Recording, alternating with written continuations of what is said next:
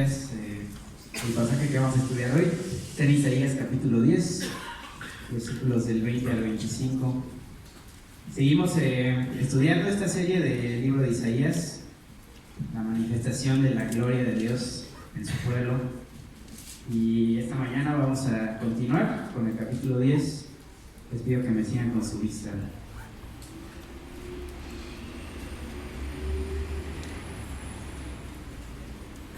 Dice el versículo 20: en aquel día ni el remanente de Israel ni los sobrevivientes del pueblo de Jacob volverán a apoyarse en quien los hirió de muerte, sino que su apoyo verdadero será el Señor, el Sacro de Israel. Y un remanente de Jacob volverá al Dios poderoso. Israel, aunque tu pueblo sea como la arena del mar, solo un remanente volverá.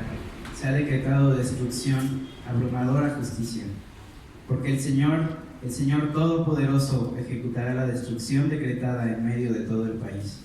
Por eso así dice el Señor Todopoderoso: pueblo mío que vives en Sión, no tengas temor de Asiria, aunque te golpee con el bastón y contra ti levante una vara, como lo hizo Egipto.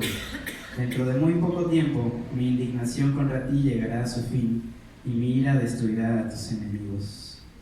Vamos a orar. Padre, te damos gracias por tu palabra, Señor. Te pedimos que abras nuestros corazones, nuestros oídos, nuestras mentes para entenderla, Señor, y que podamos ver cómo tú nos amas a través de esto que acabamos de leer. En Cristo Jesús, amén. Tenemos nuevamente una promesa aquí en el libro de Isaías, y aunque tal vez no parezca una promesa por lo que acabamos de leer, ira, destrucción, abrumadora justicia, les aseguro que sí es una promesa. Es bueno que estemos estudiando juntos el libro de Isaías, porque la verdad a mí me parece que está escrito de una manera un poco confusa. Todos los libros de los profetas en el Antiguo Testamento, tal como su nombre lo indica, están compuestos de dos tipos de profecías.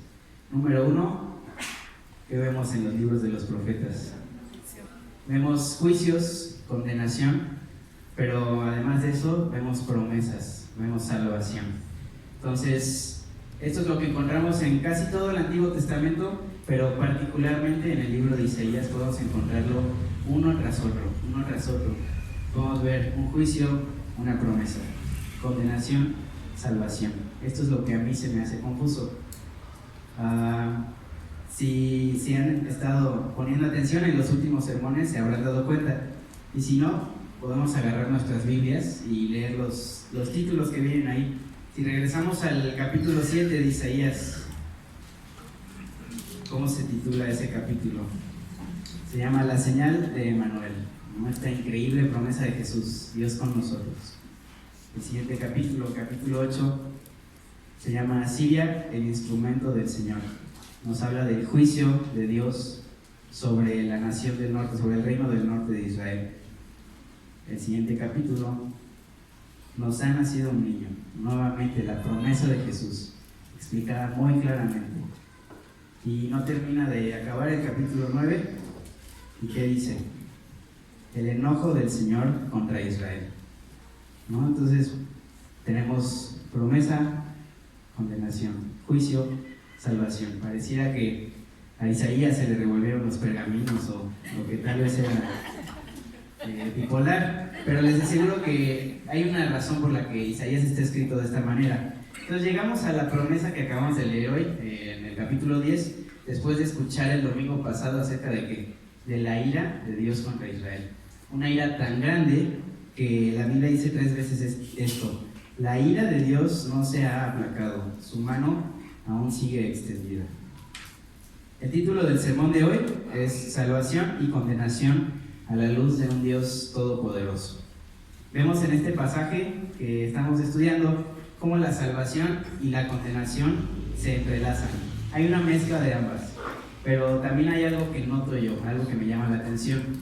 Isaías en estos 5 versículos describe a Dios como un Dios poderoso o Dios todopoderoso. Versículo 21 dice Dios poderoso, 23 y 24 el Señor todopoderoso. Y a mí esto me llama mucho la atención y crea en mí un conflicto. Y pienso, ¿cómo es que existe salvación y condenación cuando hay un Dios todopoderoso? no hace todo lo que Él quiere, no debería de haber necesidad de salvar o de condenar si todo lo que hace Dios lo hace como Él quiere.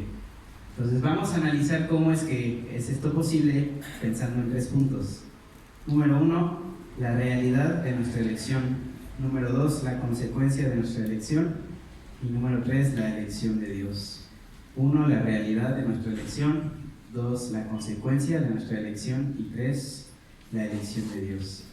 Empecemos con el punto número 1, la realidad de nuestra elección. El versículo 20 dice así: en aquel día ni el remanente de Israel ni los sobrevivientes del pueblo de Jacob volverán a apoyarse en quien los hirió de muerte, sino que su apoyo verdadero será el Señor, el Santo de Israel. Vamos a regresar unos capítulos en el libro de Isaías para entender qué es lo que está pasando con el pueblo de Israel ahorita. El capítulo 7, versículo 1 dice así: Acaz, hijo de Jotán y nieto de Usías, reinaba en Judá. En ese tiempo Resín, rey de Siria, y Peca, hijo de Remalías, rey de Israel, subieron contra Jerusalén para atacarla, pero no pudieron conquistarla. Recordemos que Israel, el pueblo de Dios, se había dividido en 2 reinos. El reino del norte, Israel; el reino del sur, Judá. Víctor nos predicó hace unos meses de este capítulo, el capítulo 7, y nos contó cómo en estos tiempos había una nación muy poderosa, la nación de Asiria, que tenía bajo su dominio a otras naciones. Y entre esas naciones estaban estas 3 que acabamos de leer: Israel, Judá y Siria. Entonces leemos en el capítulo 7, versículo 1, que el rey de Israel y el rey de Siria deciden atacar a la nación de Judá con la idea de unirse los 3 y combatir contra el reino de Asiria y así ser libres de la opresión. Y es en este momento cuando a Acaz, el rey de Judá, se le ocurre ir a pedirle ayuda a esta nación poderosísima que tenía todas estas otras naciones bajo su control, a la nación de Asiria. Y esto lo hace a pesar de que Dios le dice que no lo haga, que no haga nada, porque el rey de Israel y el rey de Siria no van a poder triunfar contra ellos. En el capítulo 7, más adelante, a través de Isaías, Dios le manda este mensaje al rey de Acaz: dile que tenga cuidado y no pierda la calma, que no tema ante el enojo ardiente de Resín el sirio, ni ante el hijo de Remalías. Dile que han tramado hacerle mal, pues piensan subir contra Judá, provocar el pánico y conquistarla. Pero dile además que yo, el Señor omnipotente, digo: eso no se cumplirá ni sucederá.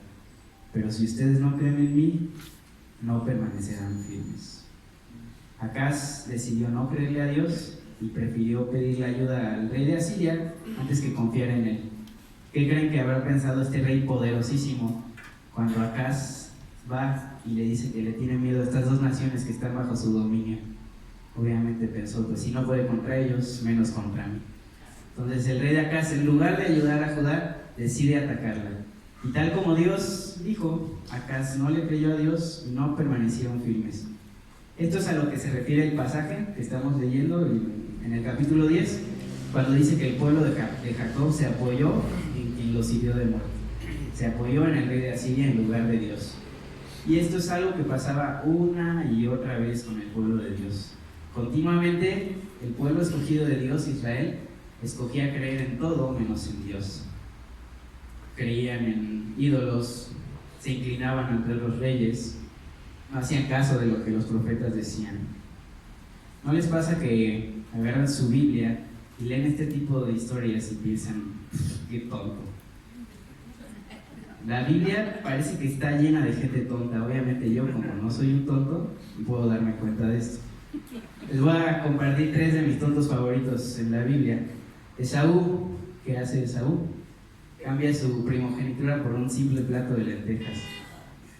Abraham, cuando su esposa no puede concebir y le dice que se acueste con su criada, y él acepta, ¿no? Pedro, negando a su Señor Jesús 3 veces después de que Jesús le había dicho que eso iba a hacer.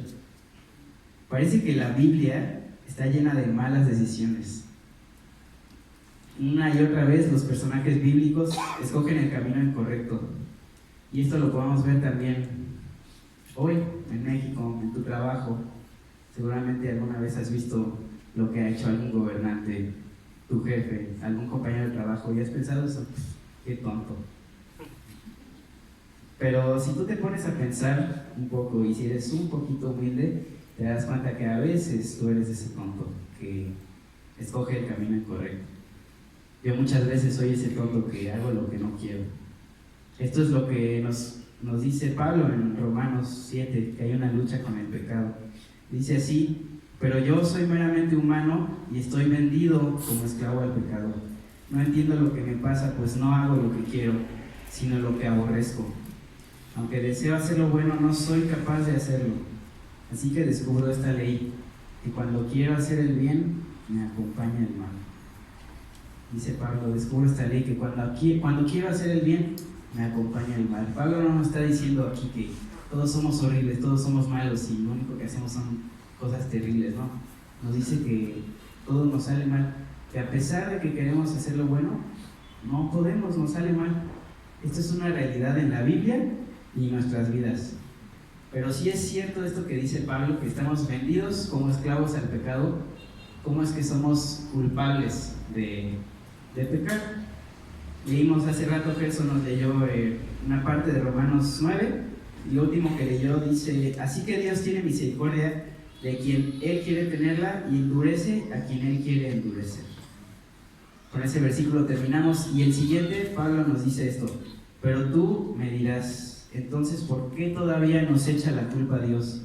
¿Quién puede oponerse a su voluntad? Es lo que preguntábamos al inicio, ¿no? ¿Cómo un Dios todopoderoso necesita salvar o condenar a alguien?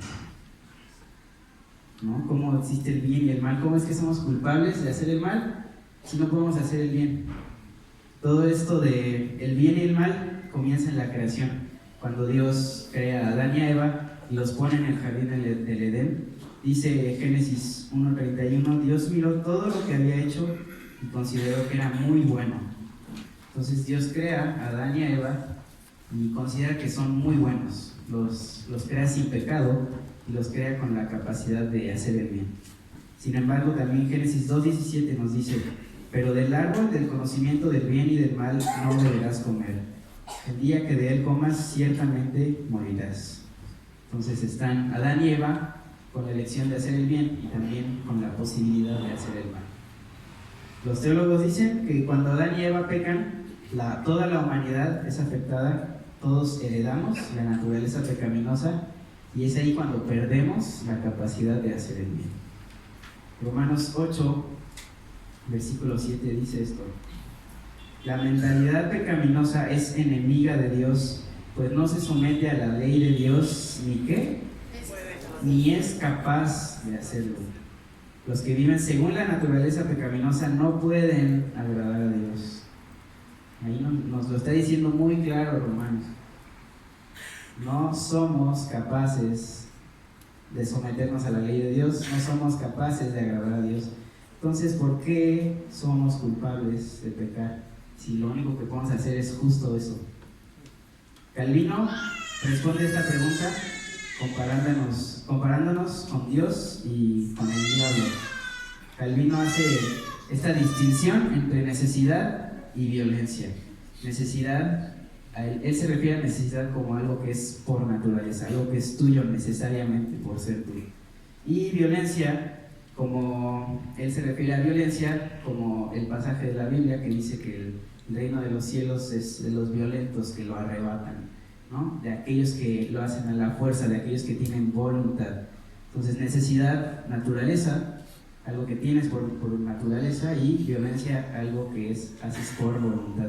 Y Calvino dice así, hace esta pregunta: ¿Dios es necesariamente bueno y el diablo es malo por necesidad? Evidentemente la bondad de Dios está de tal manera unida a su divinidad que tan necesario es que sea bueno como que sea Dios. Calvino dice: Dios, por ser Dios, tiene que ser bueno, es una necesidad de él. Y continúa, dice: y el diablo por su caída de tal manera está alejado del bien que no puede hacer otra cosa alguna sino el mal. Entonces Calvino dice: Dios es bueno por ser Dios, el diablo es malo por ser el diablo. Y continúa con esto que me parece increíble. Dice, y si alguien afirma con blasfemia que Dios no merece que se le alabe grandemente por su bondad, pues la tiene por necesidad, ¿alguien no dirá que su inmensa bondad es producto del que no pueda obrar mal, y no por violencia y a la fuerza? Entonces dice Calvino, Dios es bueno por ser Dios. Entonces para alguien va a ser muy fácil decir, pues Dios no merece que le alabemos por ser bueno, porque tiene que ser bueno.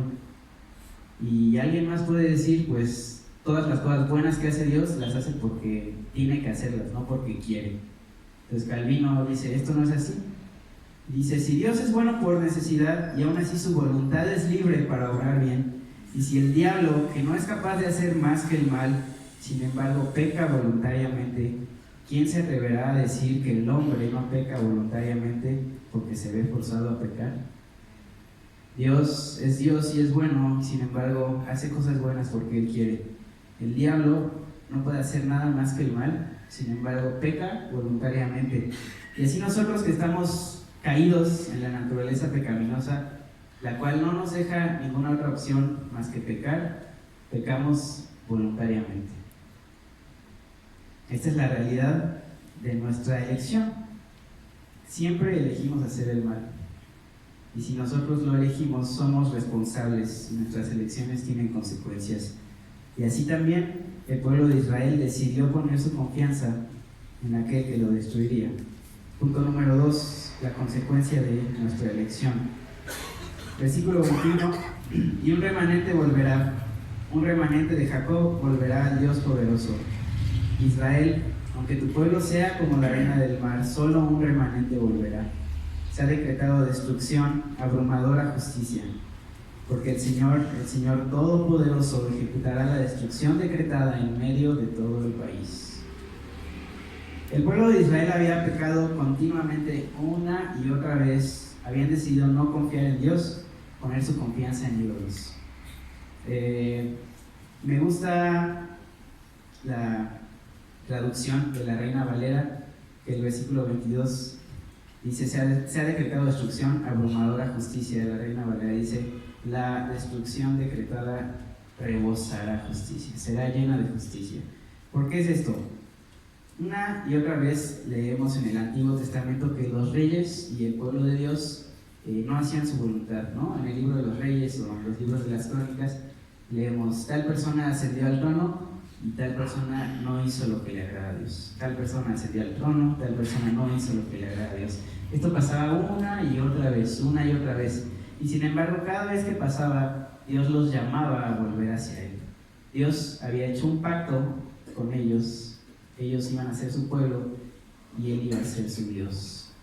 En Isaías capítulo 5 podemos ver esto. Isaías nos recuerda, a través de su teología, que el pacto que había hecho Dios era totalmente condicional. O sea, si el pueblo de Israel se sometía a Dios y cumplía sus mandamientos, Dios los iba a bendecir. Sin embargo, si el pueblo de Israel no hacía lo que Dios decía, Dios los iba a alejar de su presencia. Podemos ver esto en Isaías 5, dice, cantaré en nombre de mi amigo querido una canción dedicada a su viña. Mi amigo querido tenía una viña en una ladera fértil.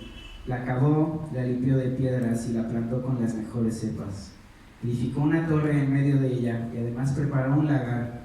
Él esperaba que diera buenas uvas, pero acabó dando uvas alegres. Y ahora, hombres de Judá, habitantes de Jerusalén, juzguen entre mi viña y yo. ¿Qué más se podría hacer por mi viña que yo no lo haya hecho?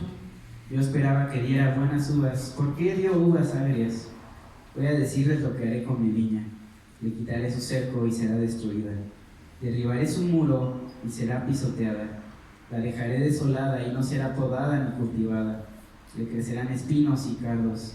Mandaré que las nubes no lluevan sobre ella. La viña del Señor Todopoderoso es el pueblo de Israel. Los hombres de Judá son su huerto preferido. Él esperaba justicia, pero encontró ríos de sangre. Esperaba rectitud, pero encontró gritos de angustia. Aquí vemos plasmado el amor de Dios por el pueblo de Israel, pero también vemos la desobediencia de Israel y el juicio de Dios hacia su pueblo. La maldad y el pecado de Israel habían llegado tan lejos que Dios ya no lo soportaba, y la ira de Dios estaba sobre ellos. La destrucción acordada rebosará justicia. Israel constantemente quebrantaba el pacto de Dios y le había dado la espalda. Era justo que Dios decretara justicia, destrucción contra ellos. Dice el versículo 23, porque el Señor Todopoderoso, ejecutará la destrucción decretada en medio de todo el país. ¿Qué puedes hacer ante este enunciado? El Señor Todopoderoso ha decretado algo. El pueblo de Israel estaba frente a un Dios todopoderoso que había hecho un pacto con ellos por su amor y que habían quebrantado una y otra vez. Un Dios que con amor los había escogido y había hecho este pacto con ellos. Un Dios santo que no soportaba la maldad, tan santo. ¿Se acuerdan la visión de Isaías en el capítulo 6? Cuando está en el templo de Dios y ve la santidad de Dios, que dice: ay de mí que soy de labios impuros. El pueblo de Israel está frente a este Dios, un Dios lleno de ira por quebrantar el pacto, un Dios que justamente había decretado un castigo. Así nos encontramos tú y yo también, frente a un Dios santo y nosotros llenos de maldad. Nuestra naturaleza pecaminosa nos lleva a romper la ley de Dios una y otra vez. ¿Quién puede presentarse ante Dios y decir: yo nunca he mentido, yo nunca he pensado mal de alguien, yo no me he enojado con nadie? No podemos hacer nada más que aceptar nuestro castigo, el castigo decretado por un Dios todopoderoso. Sin embargo, Dios no escoge destruirnos, así como Dios no escoge destruir al pueblo de Israel por completo. Versículo 21 dice: y un remanente volverá, un remanente de Jacob volverá al Dios poderoso. Punto número 3, la elección de Dios. Versículo 24, por eso, así dice el Señor Todopoderoso: pueblo mío que vives en Sión, no tengas temor de Asiria, aunque te golpee con el bastón y contra ti levante una vara como lo hizo Egipto. Dentro de muy poco tiempo, mi indignación contra ti llegará a su fin y mi ira destruirá a tus enemigos. Dios estaba en toda la razón de destruir a su pueblo y está en toda la razón de declararnos culpables. Pero Dios no lo hace así. Dios se mete en la historia a través de Cristo Jesús, y así como a través de la nación de Asiria Él trae condenación, a través de Jesús nos trae la salvación. Es aquí donde la condenación y la salvación se entrelazan. A través de la destrucción del pueblo de Israel es como Dios iba a salvar un remanente. A través de la condenación de Jesús es como Dios nos trae a nosotros la salvación. Dios descarga su ira contra Jesús para que nosotros podamos recibir su amor. Dios Todopoderoso toma en sus propias manos salvar a su pueblo y salvarnos a nosotros. Jesús vivió la vida que el pueblo de Israel debió haber vivido y la vida que tú y yo debimos haber vivido. Sin embargo, Él se entrega voluntariamente para sufrir la muerte que tú y yo justamente merecemos. Es a través de la muerte de Cristo y la resurrección que nosotros podemos tener vida, tener esperanza y dejar de ser esclavos al pecado, como dice la carta de los Romanos. Dios no tenía por qué hacer eso. Él estaba en todo el derecho de destruir el pueblo de Israel y estaba en todo el derecho de destruirnos a nosotros también. Pero es a través de la elección de Dios de mandar a su Hijo a la cruz para salvarnos que nosotros ahora podemos elegir el camino correcto y creer en Jesús. Dios nos ofrece otra alternativa. Lo único que hay que hacer es creer en Él. Y déjenme decirles que esto no es algo fácil de hacer. La salvación que Dios nos ofrece no es nada fácil.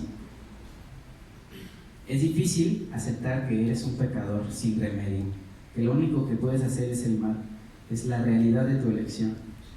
Es difícil aceptar que tú eres responsable de todo ese mal que haces y que vas todo el tiempo en contra de Dios y que el justo merecido es la muerte, es la consecuencia de tu elección. Pero una vez que vienes a Dios con esas convicciones, es difícil aceptar que Dios ya hizo todo por ti y que lo único que tienes que hacer es creer en Él. Eso es lo que le había dicho al rey Acaz: solo tienes que creer en mí. no hagas nada, déjamelo en mis manos y no hagas nada al respecto. Pero a todos nosotros nos gusta hacer algo al respecto. En estos tiempos, ¿qué es lo que la gente más valora en un trabajo?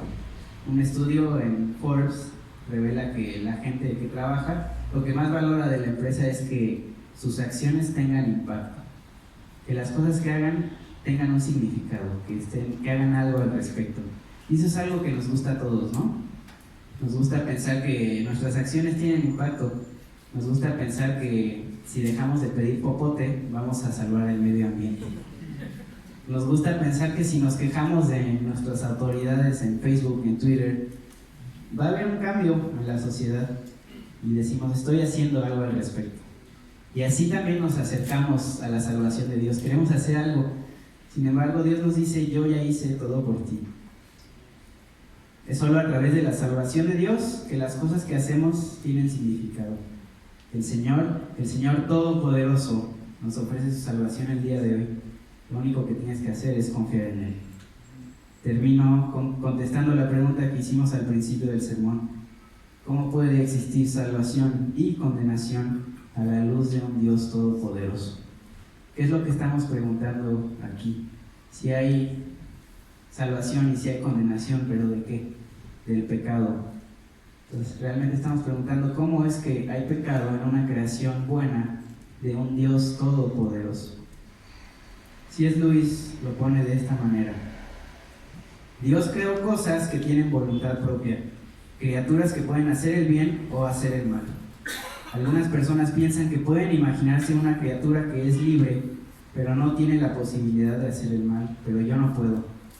Si algo es libre de hacer el bien, también debe de ser libre para hacer el mal. Y esta libertad es lo que hizo que el mal entrara en el mundo. ¿Por qué Dios les dio esta libertad? Porque la libertad, aunque es lo que hace que el mal sea una posibilidad, es también lo único que hace una posibilidad del amor, la bondad y la felicidad.